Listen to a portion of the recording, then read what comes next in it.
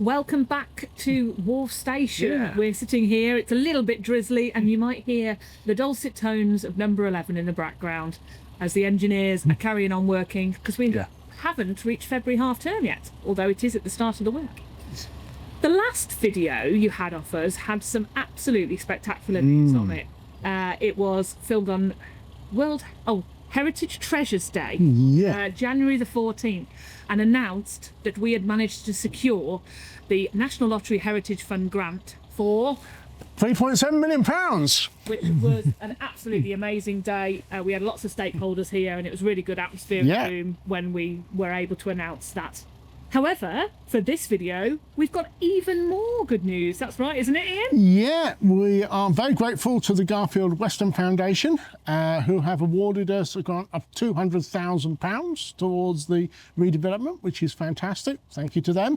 And also to another branch of the National Lottery, to the National Lottery Community Fund this time, who have given us a grant of £323,707, just to be, Precise. approximate.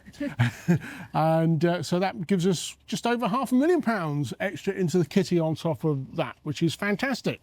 And we'll talk a little bit about money later on. But Indeed. So basically, we've had, since our fantastic announcement, we've had a few questions of people asking, what really is this project? So I think, Ian, you're just going to take us back to the very start, aren't you? yeah, the very start, 2018. Seems a lifetime ago. Yes. And David Ventry, Tracy and myself sat in a Marks and Spencer's cafe and asked the question, what are we going to do about Pendray? Because it was becoming clear that the facilities there were becoming less, shall we say, than optimal, and really needed something major to happen. And that was the fundamental start of what became the Preserving Our Past, Building Our Future project. It's been through a lot of things. It's been through many iterations, but the aims that we want remain the same. To improve the workshop facilities at Pendray, to preserve our heritage workshop and the loco running shed, to give more facilities to our volunteers, and that includes Pendray and also Treffry as accommodation, and just basically look after our volunteers and preserve our history. I think that's been the fundamental guidelines, and of course the project's been through all sorts of changes during the past couple of 8 years, one way and another, due to changes in construction costs and all sorts of things, pandemics, goodness knows what else. It's all been chucked in there at some point or another. And so we thought it would be a really great idea, didn't we, to really just take people through where we are now, what the money that we've been given is going to go towards. Yes. Absolutely. Because of the amount of money that the National Lottery Heritage Fund gave us in this grant, we've had to do an entire development stage. That development stage has really made us hone our ideas, really concentrate on what we need to achieve. That's why it's been through so many iterations. That's why at some point we had Wharf involved in the project, at some point we had the Orchard involved in the project. We've been through a lot of different stages, either eliminating things because of building regulations or because of monetary issues. And so actually what we've come out with at the end of this development stage is something that is achievable within the money we've asked for, and it's something that really deals with the two main issues that we've come up with: the volunteer facilities and also preserving our heritage. So the first part of that, and the bit that will start first in our timeline of events, is Treffry. And it's just across the road, Ian, so I think we should take a walk. Yeah, we could do.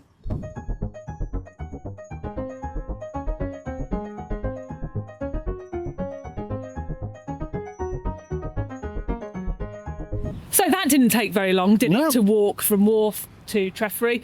And that's the reason that we've invested in Treffry, because it is going to become new, accessible volunteer accommodation. And we've got a bit of history with Treffry as well, haven't we? Yeah. I mean, this house was originally built by the last General Manager of the Railway before preservation, Edward Thomas, who is immortalised in the names of one of our locos, and he built this house in 1907, so it definitely has some history. Absolutely. And what we're going to do here is, as you can see, it's really accessible from Wharf for our volunteers. They're going to be able to walk straight round over the bridge. We're not going to make them do any little wiggly paths down the back. No. It's all going to be, as you've just seen, that route down here. But it's all flat. There's going to be parking here with EV chargers. Yep. There's going to be all re-landscaped to make it really easy to get in and out, and nip round to Wharf for your cup of coffee and back again for your accommodation. And breakfast, of course. And breakfast, of course. So if we walk round the back, we'll tell you what's going to go on round there. Yeah.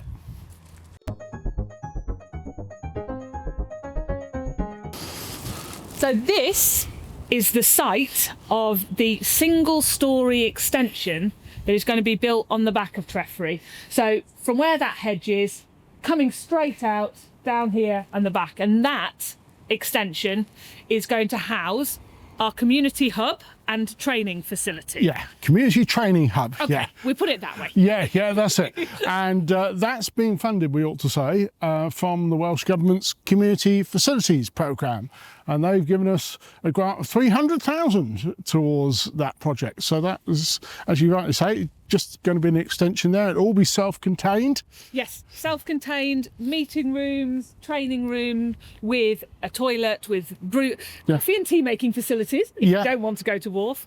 It'll all be accessible pathways through to here, so there won't be any sort of steps. It'll all be completely compliant if you need walking aids or anything like that.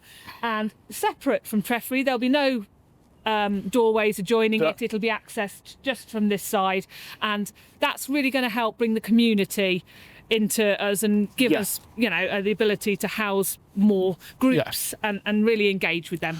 And that's also going to be an office here for the person who we're going to appoint as part of the project to run the community engagement programme.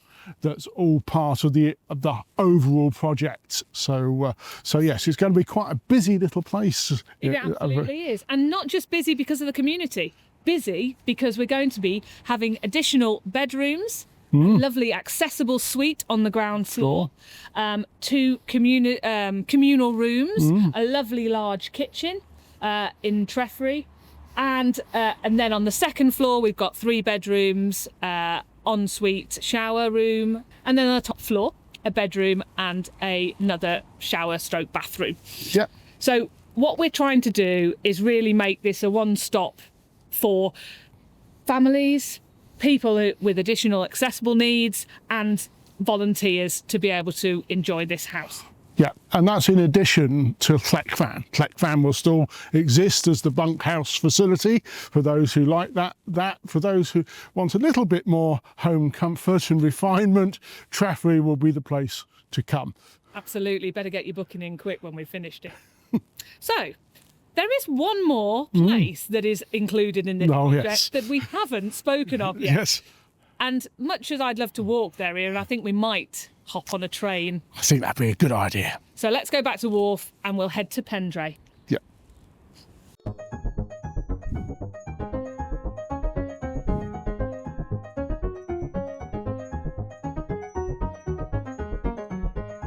So, here at Pendray, having had a lovely little train ride. Yeah, it was. It's amazing how quickly they put those locos away. I know it is. So, this is Pendray, and the large majority of the capital works are happening here. Obviously, we've got a bit of capital works at Treffry with the single-storey extension. However, we're looking at some major demolition here. Yeah. Now, on this side, on the north side of the track, we've ended up with a really large north shed, which was bought second-hand in... Well, part of it is second-hand, probably over 100 years old. Yeah, and it really is life expired. We've got a higgledy-piggledy display of buildings which house offices, wood workshops, the S&T stores. We've got the beautiful porter cabin. Your magnificent office. Yeah. It's stunning. Yes. Which was given to us, gifted, I believe, about 40 years ago. Probably, and it has, to be fair, it's done well to stay this long. Yeah. Now, none of these things are something that we would class as a really asset to our heritage. No, they're not heritage, I don't think. They're not heritage. So the idea is, well, the plan is to demolish North Shed, the buildings behind North Shed, not including the slaughterhouse, remove the porter cabin and remove the brick house behind the station building. Yeah. That, what will we do with that, Ian? Yeah, well, that's going to allow us, there is going to be a building there, but it's going to be a separate building, and that's going to allow us to restore the wooden panelling that was taken out when that was built in the original station building. So actually the original station building, certainly when you look at it from the other side, from the platform side, will look as it did 160 years ago, which will be brilliant. Yeah, absolutely. And so then on this site, we will build a brand new building that will house the engineering workshop, the mess room, changing room facilities, offices, and then some storage for the rest of the items. But it will be built to fit on the site properly, to get up to the boundaries, so we won't have any space left behind the back. And it will be a 2-storey building at the back where the level drops down that will house the volunteer facilities there. And that will make a great improvement on the facilities we have now. In fact, let's go and look at those facilities and we'll explain what's happening there. Now, as we can just see down the back here, we can see the porter cabin that acts as the ladies' facilities currently, giving extra changing space. And obviously to the right of that, we have the mess room facility and current changing space. These were all unoriginal buildings. I think they were in... When were they built, Ian, can you think? 1980s, I think. 1980s. Early 80s for the mess room. Absolutely. If I recall. So that is also all being removed. And we are going to build a purpose-built enhancement to our visitor experience here. So it's going to be an area where visitors can go and they can see the history of Pendray, the history of the workers here, about the slate and how we link to the slate landscape. That kind of information that is really crucial to the heritage of the workshop and the loco running shed. Yeah, and that will be separate to the original building. Yes, absolutely. Now, something I didn't mention when we were just over by North Shed, I can hear people already saying, you're knocking down North Shed, where are all the carriages going? Yeah. We know we have to store those carriages somewhere. Now, originally, at part of the development phase of this project, we did look at Team Hour and we did look at purchasing it in this project. However, due to some cost implications, we removed it from the project. So Team Hour, the field that's there, that is still for sale, is not in the Heritage Lottery funded project. The board, however, do realise that we have got to store those carriages somewhere, and that is an ongoing issue, and they are actively looking at purchasing land to store those carriages on. So much as it's not part of this project, there is a view that we will looking to find storage space for those carriages. Yeah. And no doubt that'll be in another update. Yeah, so Team Hour's not out of the picture completely. I think that's the important thing. But it's not in but this it's not in this because, as Liz said, there were some huge cost implications with it. And there are some complications around the logistics of actually putting something on that site, which we perhaps didn't originally appreciate, perhaps how complicated it was going to be. So that's where we are with that. That was the reason why that decision was taken at that point. So, concentrating on the Pendray site, another new build that we're going to make in the project is adjacent to the paint shop coming off the back of West Shed. Let's go and have a look over there. Yep. Now, here we are at West Carriage Shed. Now, as you may know, or you may not know, the east end of West Carriage Shed has a paint shop in it. It's split off from the carriage shed by 2 big doors. Yeah. And we use this so that we can paint carriages because it's got some heating in it, and We can paint, do some maintenance, all of that sort of stuff. Unfortunately, during the main running season, which is kind of our high season, you know, June, July, August, that kind of season, we have to use it for carriage storage. So the ability to shut off that paint shop is lost. So this project will allow us to build another independent paint shop on this back road here behind us, that will enable us to, when we lose the main paint shop in the carriage shed, we will be able to work on a carriage during that main season. So that will help the volunteers to be able to achieve more, have more experiences, and it also will enable us to maintain throughout the year, which is a fantastic asset to be able to have. Yeah. Because it does mean that we can keep the carriages in far better condition all year round. Absolutely. And just make sure that there's greater productivity in that. Absolutely. Indeed. And another bit of extra storage we're building ourselves is down on the other side of South Shed. Should we go and take a look at that bit? We'll go and have a look at that. So this is the back road. We've come down here because what we're planning to do is extend coverage over this back road, leading up to those entrance doors there that lead into the workshop. And it means that we can open up a little bit between South Shed, this is South Shed, and obviously the tracks on the other side, and North Shed the other side of that. And it means that we can have additional storage, open up, bring the heritage stock in here if we need to, if we want to demonstrate with it, etc. And also we've got more space to do more work. South Shed is a very thin shed, and it is often used just for storage because it is so thin. This will enable us to be able to do maintenance work in here and give more working space, basically. Yeah.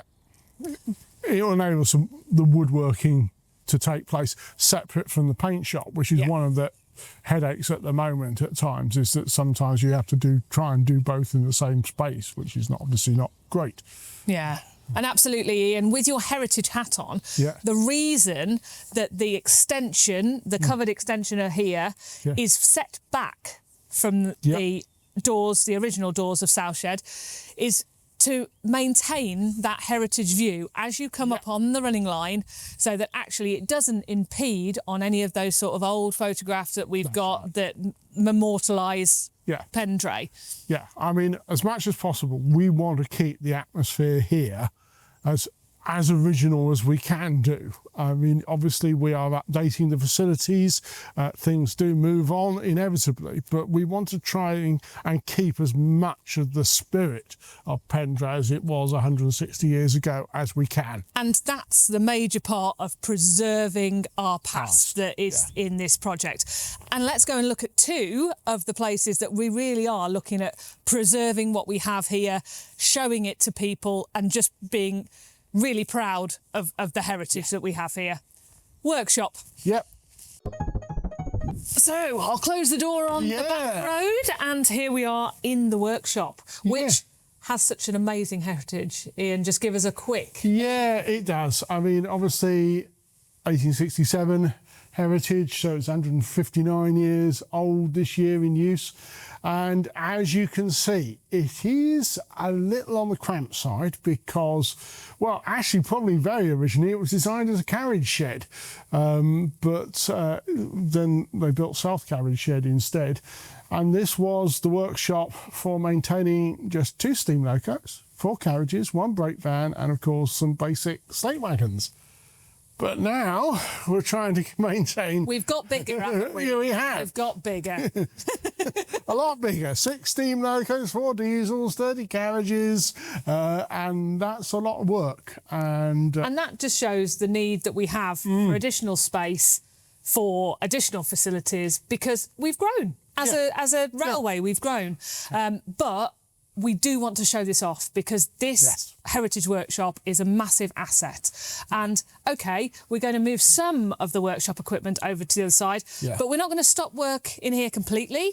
We've got lots of volunteer projects that would love to work in here which don't need quite as much machinery, don't need quite as many items in here as the main engineering department do. So we're not stopping work in here. We definitely want to show this off as a workshop that has been used as a workshop and is being preserved as a workshop. So we're looking at doing heritage skills workshops in here. We're looking at showing people around and really giving them the feel of what this used to be like. Yeah, I think that's one of the key things, is to give people a sense of what it was like in here in the Victorian times. And one of the things we kind of want to talk about in terms of interpretation, and we're still working on the plans for that, is talking about sort of the development of railway engineering skills through the years, and as they apply particularly to here.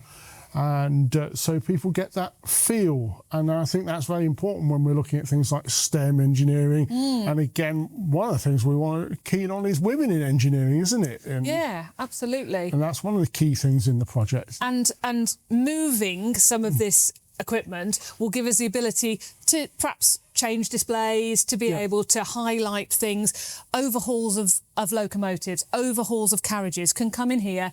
Public can see that, they can have a tour, they can be explained, and work can happen when there aren't public in here. We have the ability to shut it off, close it off to the public, and carry on. So really this is showing our heritage off to the best of our abilities, isn't it? Yes. I mean, you know, as you rightly say, when we've got locos that are out of service, we can have them stored in here as opposed to being tucked out all the way in Southshed, and so that visitors can actually understand and can see perhaps some of the inner workings that they might not otherwise see when they're here on normal days.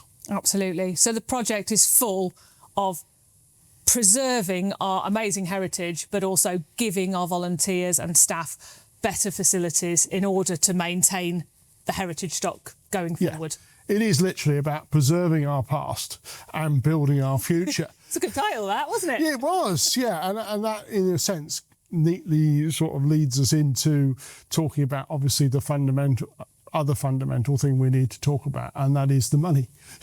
Yes, absolutely. Because all this project is going to estimated to cost us £5.53 million. Now, we've said we've got £3.7 million from the lottery. We've got £200,000 from Garfield Western, £300,000 from Welsh Government, 300 and odd thousand from National Lottery Community Fund. You've got a nice pie chart that displays this, remembering all these numbers. And with your donations to the 75 appeal, what this means, and you can see this on the pie chart, is we have just over £5 million in the kitty already, which is secured. But as you also see, there is a £500,000 gap. Now, brilliantly, our members of the 75 Club have pledged to date £180,000 as part of filling that gap, and they've pledged that up to December 2024. Sorry, 2028. I'm getting confused with my dates now. That's over 5 years of the project, isn't it? Yeah, that's right. Daily, like monthly donations over 5 years of the project. And then, but that still leaves us about £320,000, including gift aid, that we still need to raise. And so that means that the 75 appeal is still very crucial. So please don't get the message, oh, we've got all this wonderful money from all these grant people. We don't need more money in the 75 We do need more money. We do. And that is one-off donations. Don't have to join a 75 appeal. You know, it is... If you can spare a couple of quid, if you can spare more than a couple of quid, which is even better. Any one-off donations, join the 75 Club if you can. If not, we're more than happy to take anything you can do, because we really do need to do this project, and every little helps. Yeah, we have talked about Pendray for decades. You know, I've been involved with this railway for 50 odd years now, and for the majority of that time, the subject of Pendray has very often come up. We are closer now than we have ever been to making this a reality, of actually doing what we have talked about doing for years. And this is now the final push. This is now the final bit that we need, the final bits in the jigsaw to make it happen and stop talking and start building. Writing our own history here, Ian. We are. And be part of it. Yeah. So please go onto the website, donate if you can, support us, visit us, tell your friends about us, share this video. We need everybody's help. Thank you. Thank you very much.